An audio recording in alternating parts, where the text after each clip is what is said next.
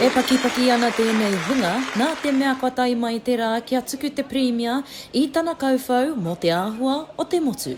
You know, you've heard us talk today, you know, what do Māori want? They actually want to be able to have higher incomes. They actually want to be able to make sure that they feel safe in their communities.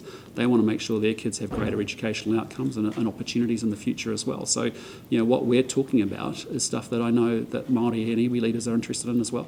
Ko te whakahau I ngā ture, mo te taha pēnā pūtea, ngā paerewa mātauranga, me ngā ture whakahaere rawa tai au, e haere ake nei. National is fixing the basics. You know, there's no doubt about it. There's been some real tensions caused by the Treaty Principles Bill. You know, I acknowledge that. Well, first of all, the State of the Nation speech needs to include Te Tiriti Waitangi.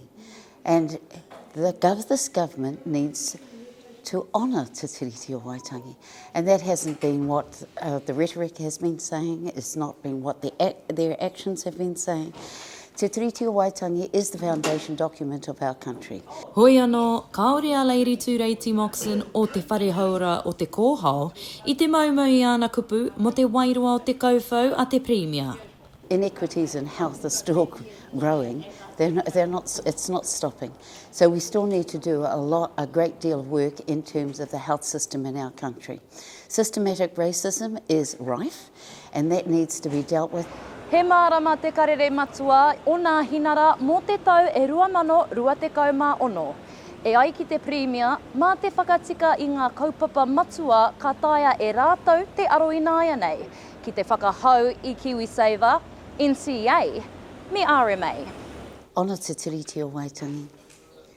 And, you know, the people that need our help the most are those who are the most in need, and a lot of them are suffering badly.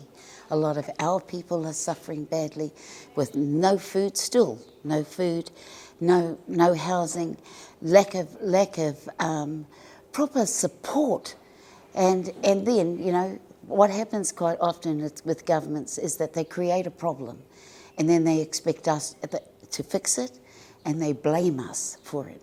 But, you know, what I've also done from day one is meet privately, some of you will be unaware, but with different iwi leaders, with my key set of ministers, talking about where we can collaborate and work together on. Hei te mutunga wiki, ka haere te premia ki rātana ki te tūtaki kanohi ki te kanohi, ngā rangatira Māori.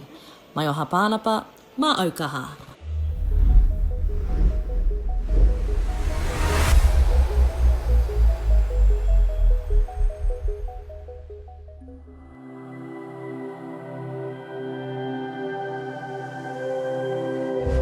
Ko te reo